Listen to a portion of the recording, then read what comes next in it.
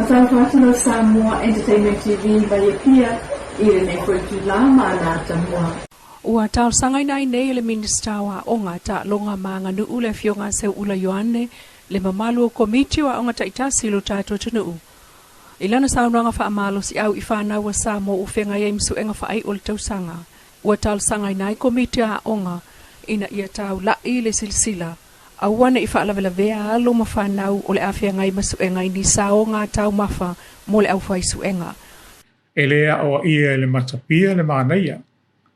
Ai o se tau longo ina ia lava saunio tātou walo mafanau. Ai o alo atu mo suenga whai ua nei tau sanga. E toi awatu fo i se tālo sanga i le mamalu o komiti o a onga. Ina ia tau lai lava la o tau sila. Ina ia aua i whaalawe ina na ialo mawhanau o le awhia ngai masuenga. Awa o le upumoni e yeile a fianga i tāpenanga whanau pe a whai o le a mua o na popona i le tau mawhainga a mātua mo sailinga ini tau mafa e sa sao atu. Sau nole fionga le minister o le upumoni e yeile a fianga i tāpenanga whanau pe a whai o le a mua na popona i le tau mawhainga mātua mo sailinga ini tau mafa e sa sao atu. O tu manga i whanua masani ai Samoa pe na i Samoa lan Tulimatala. Ai ole fesili. Pe whaamata e lapela pe ai tāpenanga le whanau. Ole mua ngana o le tātua tanu. A wane i popona i le atu o le tua au. Ai whaangalo i whingota o le alo. Lo whaafta i foi ma whaamalo e le minista mta ngā ruenga i pule a onga ma vasenga o whai a onga. Mo la tau pito la au e le whaingo fie. Ai u whautua ina foi le whionga le minista mātua. E tautua nā ane, le whanau ia lava tā pena la tau mawhau ma nganga a wāwhai ngā suenga o le alo atu iai, o fua onga, o peni, ma api, ma ia fsorosoani i la tau tā penanga a o alo atu mo suenga whaiu o le nei tau sanga. E le o whaititia soli ngā tula fono le Pasifika mai o le aunga le o le whelo i ngā tai o le PTCN, Pacific Transnational Crime Network, wa whaia mai i Samoa le Sene. O le PTCN o le vaenga leo whaaptoem tā ngā ruenga o leo le Pasifika. E ngā lue whaatasi mo le pui o atumotu mai soli ngā tula fono. I to tonu o lea o lo ngā lue whaatasi mwhaatsoa ai whaamtalanga o soli ngā tula fono i o tātou i tūlangi ma whaavae talu mai lua whema le lua. O le fono le vaia sonei e tala ano ia. E le fionga le ministam tā ngā ruenga o leo mwhal pui Samoa nei le fionga whawalo le whau Harry Schuster. O le usunga fono le nei au fia lusu Valu Transnational Crime Unit, CCU, mai le lua se fulu PTCN member countries i tonu o le tātou tunu. Mai o Samoa leo lo taula mai iai ngā ruenga whai whaatasi e ofisa nei o tātou i tūlangi po le Pasifika. Lo wha mautu il pito i lunga o le whale o le māloi le fau, talu mai le lua whema le valu. O le PTCN Pacific Transnational Crime Network o le Porkalame tai leo le Pasifika. E langolango i lalo ngā luenga whapaanga, whaala poptonga ofisa whamlanga inga le Pacific Immigration Development Community, po le PITC, ma le OCO, Oceania Customs Organizations, whaala poptonga pulengo tutul nei tūlangi. Ma le tūsanga le nei wa atoa iai le lua se fulu tausanga talu na avea, ma whaala poptonga whaamalu sia tula fono i tūtau ngā luenga whai whaatasi, mea tau whaamatalanga, mai o le aunga o le fono le whaalau te lea leo sila fia ma le una ia, ngā lue whaatasi o ia ofisa mo sa Pasifika saunga le mu. Leo whato ato e fono, ma whewā aia i talu mai lua whesfruiva, e ese mai ngā ruenga whaatino i lunga wsota inga tele vambave. Mai o la tofu lava le vaenga ia ma la to titai, e whetu whaai, ma sao noa ai le tolu aso, leo atofa mo le whailo inga i Samoa nei. O te ena le whaipulo le tūmalo le pā, ma saia pānga tu le e pasai le malie le ngau i wha salalau ngal minister o whaato angam whai ngā whaiva. La ulian mali atua le watea Fosi Schmidt tu ua ia ai le whai o tu whanga tupe a le tu malo tu i le epa. Na le lana o mai sui o matonu i sa le pang. Wa tufa le tupe le pa. O le o mao wa tufa tai tolu suruafe. Lusu wafe. Ale no. Au whanga le pa sa le panga. E le o le mafua anga le nana mafua ina watu tupe i tua. Na watu tupe i tua e whai ai le whale le leiro fisa. Ia ma whaasopoli ai tūlanga o te tōngino tangata whainga luenga ma ta pena lole ano whale o poloketi.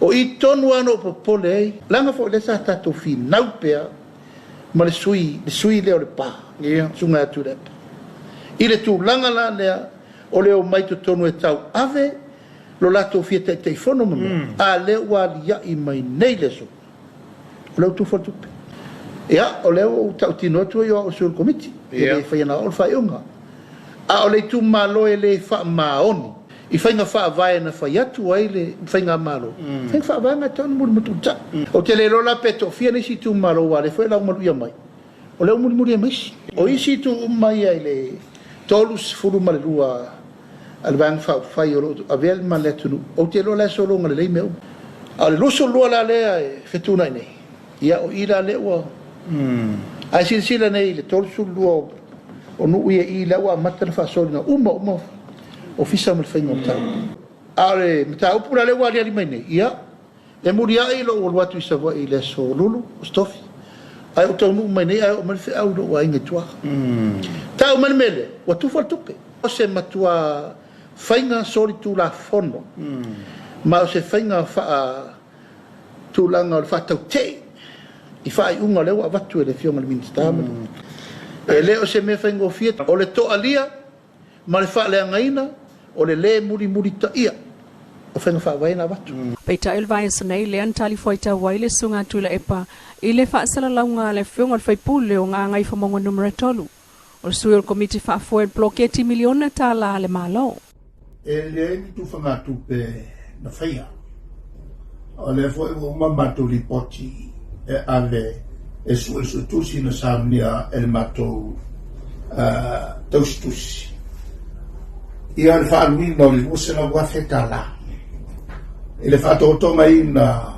o mato foi office of fono al mato committee le tu malo le ngatala o me uma e fatto tonga ai l'officer tape o air condition o computer o lau o no foa o pepe fatino ai e ngalanga o mena le sa fa alwai e Sene e pe ona mo mia i lalo faina fa vai e le ngatile a o le tutongi na fo i o le lisi o le whamaina o le official lea, o le whalea, o le whalea kalesia e whakasa, o to e whafo uma, e tusa e matayala, o le whamaina o Sene nei.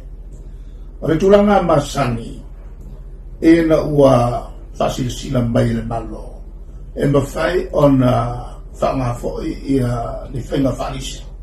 O le alai mulita ia e whainga whalisi. O tulanga foi o tu malo e lu e tonu matou tu malo e ia le tavi foi le a tongi se vai na tupe ia famania umalapa ia no o le tu malo o le novela e no fai o le manatu e no fai o no fai le fono i se fale ia fala e no le masina fai le fono i se fale le pa o no le masina fai se fono e le fale i se fale e si papa msale papa a o le lisi o le fai o ni fono tanga ia tutongi ia fanga ia so fai ai le fono ila tutongi ia le pa le masina e fai ai so fono le pa ia ma se leni e tutongi a si papa ma sale papa pe a fai le fono na le masina so ai o nei meo o le tutongi o fale o le mea na whatupu manatu mai ai ia le whainga malo o iene i le nganga fo lele e whailisi ia manuia ainga no umai tu malo o le ala e whakino le whamoe lele e peo nao mai a tulanga masani ai e le tau tutongia ni lesi o le mea lea mea whatupu manatu mai ai ia le whainga malo le fasi o se mele le la ua whaie foi le tonu al komiti lato nei lo le tūlanga o le wha e so whale e whaia no maua tupe le nanu le ase me se ai o le whaonga pe o le whale ua iai. Ai taluai, o le whontanga le nei, o le whontanga mo le tumalo atoa. O le a le lisi e toni, o le lisi e te taun whamanuia umai. Ia le tumalo atoa la rawinga. A vatu, o na vatolu le o le lisi. A vesi mea lisilu, tu se vaenga. O le nu o le pa, o le e tuwai, ia le ofisa. Fatu sala imo mneo, o ofisa, ale teleo, o fai pule o le fast. O lai fai o la turau fai. O ia le mo watu peia. O lai mo ele minister po le fai pule. E o lava i le minister o fatoa. Ofsingia le sungala au lim ta upo a ngia ilunga pe ta ina ia ta ua. O le whaamao ninga o lana tala, wa uma o na tufa le ono sifulua fia le pā, e pe o na toi whaamao nia mai, e le lato lava whaipule. Wa iei se naftu na inga le taimi e tau nu uma iei le wa ala upase se fau le Lady Naomi, whae suia le Lady Naomi, mō malanga i le wā wafu whaal wā o malo i utulei tutui le Amlika Samoa, ma matau tui upolu Samoa nei. Tato fatal noanga ma le fionga le ofisa sili o whaalapop tonga wa a Samoa.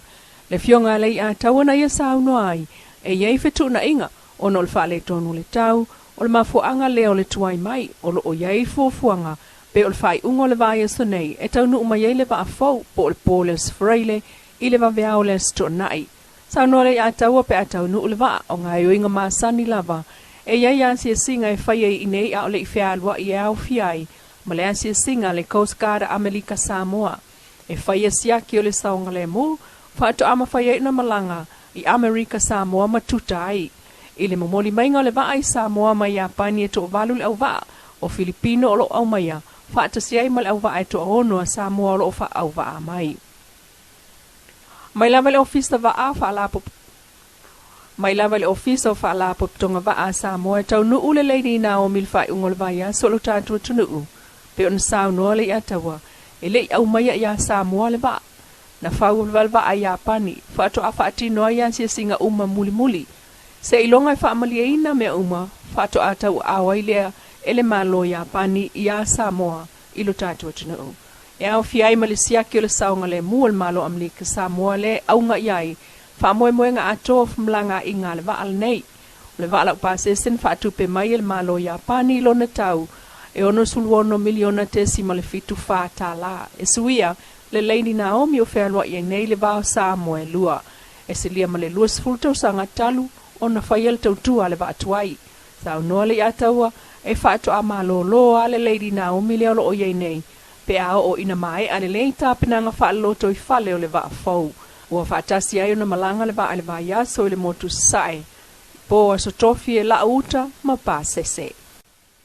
E toi a whea i fo i Samoa e meli lau pāsese, le taulanga wa a ia pia i le solulu le vai sonei lua sfulona o ke topa. Sau noa le fionga mua au sa fiona Vili o le whaatonu le company o au mai le wa al nei i Samoa. Le Samoa Global Shipping Services o whamanianga ia, sa whaatatali ei le au whai whale tūlisi, ma whale tali malo le tātua tunu. Ia sa uni iai a wai vai tū la o le a tau lai le meli le nei i Samoa. Le MS Ricarda Cruise Ship e taunu mai, i le se fuluta siltaia o le solulu nei, luona o ke topa, e toi malanga ese le valu le fiafi. Malanga mai ai pase se valu se lau lua sulfa, malona au wa ai tolu se lau fa sultolu. Lo fifilo ia tangata nu ilungo le meli lea e au fiai, la tau mai New Zealand, Australia, Kanata, Switzerlandi, malo Beltania, Croatia, Polani, ma Amerika i matu. Amata mai malanga le va al nei mai Los Angeles i Amerika, orso mai Hawaii fa sola nei falani Polencia, o mai ilo i Samoa, le aluatu i Fiti, Solomona, Papua New Guinea, tuari Australia, Indonesia, Malaysia, ma Singapore. I fa maunga o le luafes fluiva, stai mila tamai na malanga mai le MS Ricarda Cruise Ship i Samoa, mai le company va ala upasese le Oceania Cruises i Miami, Amerika. I tutono le iwai tu la o le ala fo i taulo le va aia pia i le solulu nei talo no ai le fionga moa au sa fiona. E iwa le pase se no nofo i pia. E pu e ala to va lele fa awa wai ala to ta faunga. O fa manianga o malava na mo ta to tunu o tupe maua. Ele ngata tangata ta fao. Ai ono yai fo ifa taungo me ai lava o ships provisions e mana o mia ai marketi o ia marketi funga lei maisi au nanga mo o mia nei. O le meli la pasese le MS Ricata o lo au maia i Samoa nei ele Samoa Global Shipping Services i vaitele.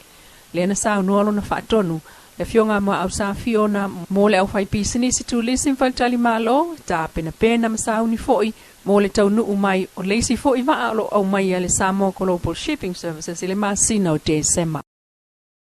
La Samoa Entertainment TV mai pia sa pupunga o tamua le sa taiao i le lofo le tua a ka soifuene.